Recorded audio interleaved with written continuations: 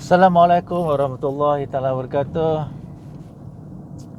Tengah sedap-sedap buat kerja, bateri saya habis. Tengok-tengok kabel komputer tinggal kat rumah. Jadi saya pun baliklah ke rumah nak ambil kabel komputer. Okey.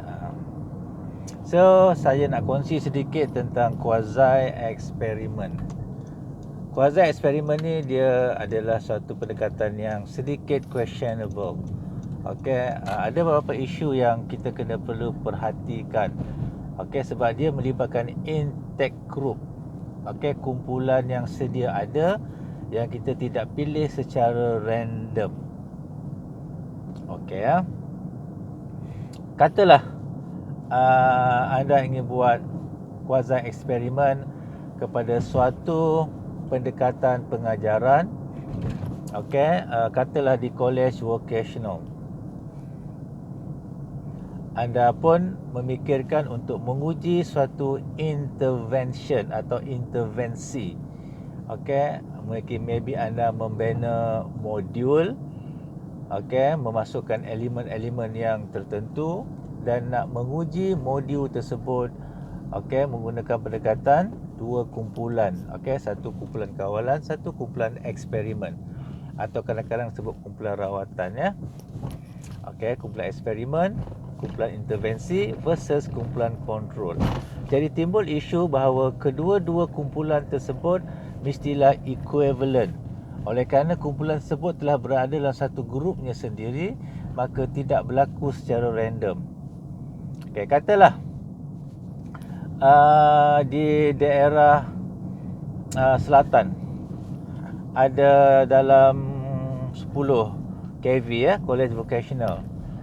Sebenarnya masih ada ruang untuk anda melakukan sedikit elemen randomization.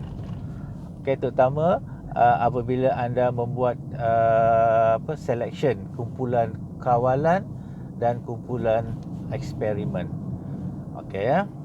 Dan sepatutnya college-college vocational yang ke-10 itu memberikan kerjasama. Kenapa? Kerana research ini bukan untuk kepentingan sesiapa, tetapi untuk kepentingan sekolah, memberikan suatu empirical evidence, okey, kepada apa sajalah intervensi yang ingin dijalankan oleh pensyarah college vocational. Pentadbir di college vocational kena bersikap sedikit terbuka untuk membenarkan, katakan dalam masa 6 minggu intervensi itu berjalan, maybe dalam masa 1 jam ataupun 2 jam seminggu sahaja. Okey, di mana unsur randomization tu? Okey, bermakna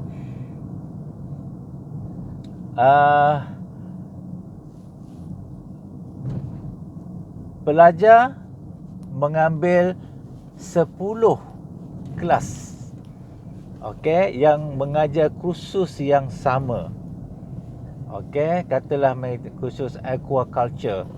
Okey, ada 10 kumpulan yang diajar aquaculture, maka diberikan kumpulan tersebut. Katalah di college vocational A ada 40 pelajar, di college vocational B ada 37 pelajar, di college vocational C ada let's say 32 orang pelajar.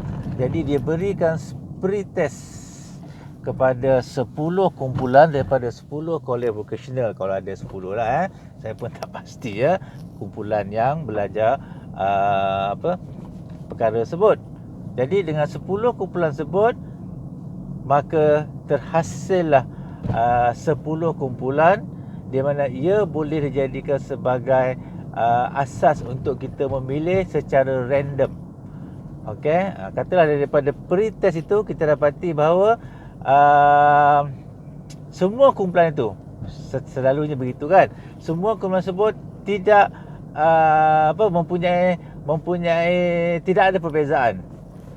Okey, kita bandingkan ke semua kumpulan tersebut, dia tidak ada perbezaan. Bermakna mereka bermula dengan knowledge yang hampir-hampir sama. Maka ketika itu kita boleh buat random selection. Okey, untuk memilih college vocational sekian, secara simple random akan setelah terpilih daripada sistem random, gunakan whatever you nak gunakan, number ke sistematik ke, terpilih sebagai kumpulan kawalan, dan dengan gunakan juga randomization, simple random ke, dan kumpulan satu lagi tu jadi kumpulan control.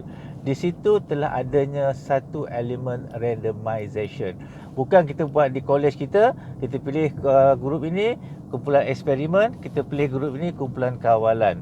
Selalu kita lakukan begitu kan. Jadi unsur randomization tu tidak ada, tidak muncul. Okey, jadi kalau kita buat secara yang saya sebutkan tadi, maka adalah elemen randomization. Okey, dan seboleh-bolehnya kalau kita minta lecturer, pensyarah di college yang menjadi kumpulan intervensi, kumpulan eksperimen untuk mengajar modul yang kita sediakan. Bukan kita yang mengajar lah pula. Okey, kalau kita mengajar, dia nanti ada experimental bias. Kalau dia yang mengajar, okey, telah kita berikan sedikit training, maka seperti ianya suatu yang natural untuk kumpulan intervention. Okey. Dan kumpulan kumpulan kawalan sebenarnya tidak semesti satu kumpulan kawalan. Okey, awak boleh ambil dua kumpulan kawalan dan juga dua kumpulan intervensi. Maknanya college katalah 4 kumpulan ya. Dua daripada kumpulan intervensi ni daripada college, kata college ketiga, college ke-8. Okey, dan dua lagi kumpulan kawalan, college ketiga, college ke-9 contohnya.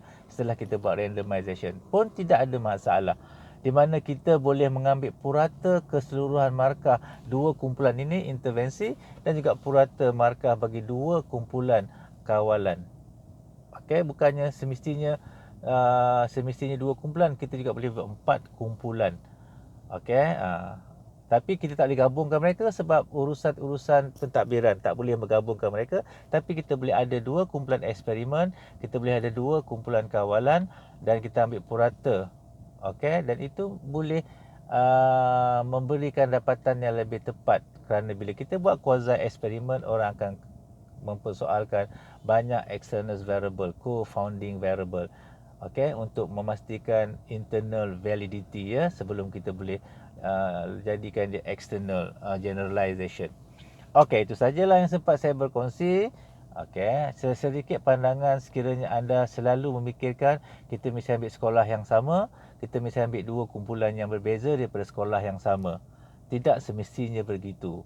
Kita boleh perbaiki lagi dengan masukkan elemen randomization dengan milih beberapa buah sekolah, beberapa buah college vocational, dan di situ baru kita memilih kumpulan mana jadi kumpulan eksperimen, boleh ambil dua, ataupun kumpulan mana boleh jadi kumpulan kawalan, di mana kita sebagai researcher hanya sebagai pemerhati yang mencerap data, bukan kita pula yang mengajar kumpulan yang kita katakan kumpulan eksperimen. So itu sajalah, mudah-mudahan dia dapat memberikan sedikit tambahan pengetahuan kepada anda, khususnya mereka yang nak buat peringkat doctorate, EDD ataupun PhD, supaya kajian anda tu lebih rigorous.